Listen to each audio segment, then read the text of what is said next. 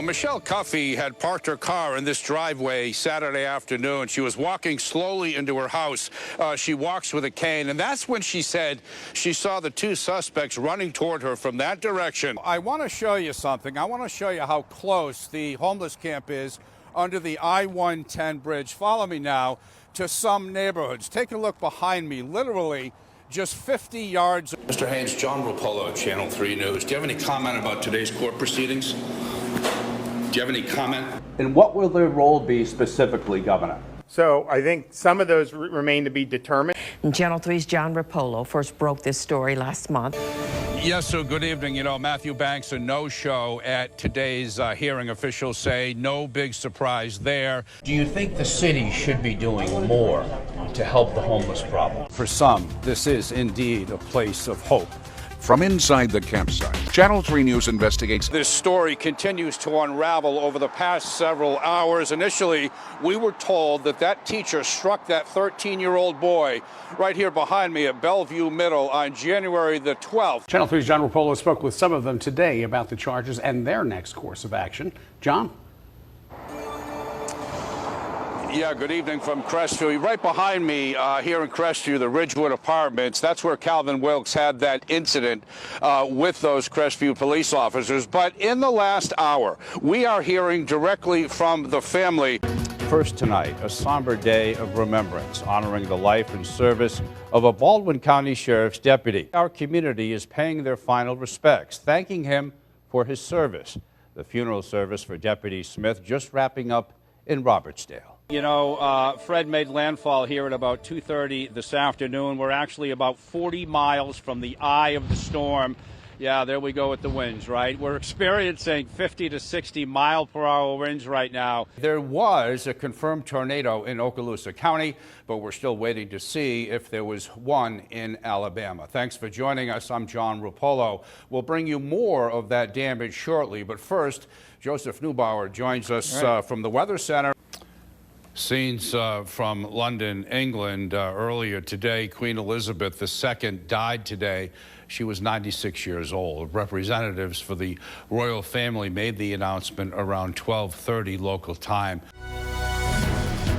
And it's Super Bowl Sunday. Thanks for joining us. I'm John Rupolo. Of course, Rams taking on the Bengals in Super Bowl 56. Now, here's a live look at SoFi Stadium in Inglewood, California. Former Lions quarterback Matt Stafford leading the Rams tonight. And another mass shooting in Philadelphia left the exact same damage as the one in Tennessee, with 3 dead, 11 injured. Police say several shooters fired into a crowd.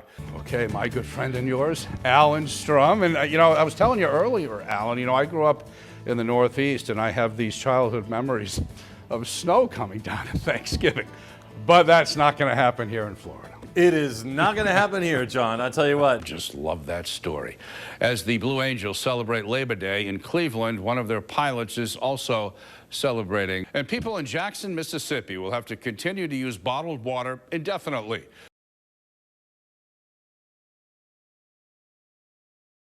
John Rupolo, Channel 3 News.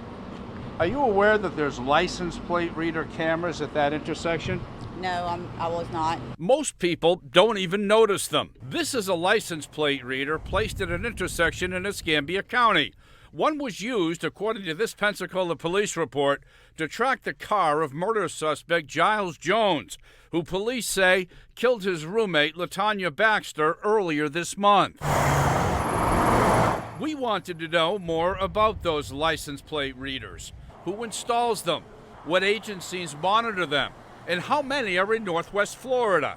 Pensacola police said, "We don't have any in the city, so I can't talk about them." We also reached out to Florida DOT about license plate readers and never heard back. This is John Rupolo from Channel 3 News. We called the Escambia County Sheriff's Office. They said, no comment. And FDLE didn't have any answers, only saying in a statement, FDLE does not oversee or manage license plate readers or their placement. But according to a report from a news outlet in Fort Myers, FDLE gave a $100,000 grant to install 6 license plate readers in Southwest Florida 2 months ago. We put a call into State Senator Doug Broxson. He says license plate readers are not allowed on state highways, at least for now. FDOT has taken the position that they cannot have a license reader that records any information in Florida. Now, that's not true of the counties. We know that several counties are using them. Broxton says the Florida Sheriff's Association is pursuing legislation that would allow license plate readers on state roadways. And public opinion was mixed. I guess it would be good. I guess if they're looking for somebody, they'd be able to track them down. That kind of invades our privacy, so why would they have it at an intersection? 2 weeks ago, Matthew Banks was arrested for failing to refund one homeowner, but he's accused of taking money from dozens of people and failing to finish or even start the work. Homeowner Mark Haberly filed a complaint with Pensacola police. He says he gave Banks almost $7,000 to fix his roof months ago. And this is that roof Thursday. Banks never started the job. According to the arrest warrant, Banks said he didn't have the deposit money anymore. After Banks was arrested, dozens of other homeowners contacted us. They said they filed similar complaints with the Escambia County and Santa Rosa County Sheriff's offices. They want to know why Banks isn't facing charges for their complaints. Did he ever start the job? No, he did not. Nikki Grant said she paid Banks over $56,000 for an addition on her home in January. She says she hasn't seen him since. She filed a complaint with the Escambia County Sheriff's Office. I'd like to know why he hasn't been arrested for my case and many other cases, because there is so many victims. We asked Pensacola police that exact question. We are going to consult with the Department of Agriculture, we already have, and if we can get everything into one area and prosecute this all at once. We also asked the Escambia County Sheriff's Office why they weren't filing charges against Banks after receiving dozens of reports from alleged victims. They said this. The Sheriff's Office met with the Department of Agriculture in reference to Matt Banks. They requested we refer anyone that was involved to them due to their case. And we also reached out to the state attorney's office, asking if they were investigating Banks. They said those complaints remain under investigation, and the office of the state attorney is working with the Department of Agriculture to reconcile these complaints. We once again reached out to Banks for comment, but we never heard back. This is 26-year-old Nathan Donlinger after he was arrested by Escambia County deputies in the parking lot of Globe Paddle on Pensacola Beach early Thursday morning. He was caught on surveillance camera ransacking the business, causing over $10,000 in damage. While we were there Thursday afternoon, Donlinger called the business to apologize after he bonded out of jail. I am sincerely sorry about the damage I've done to your property. And we asked him the obvious question. Can I ask you also why you did this? Nothing personal. Just going through hard times and was under the influence of alcohol, of course, and blacked out.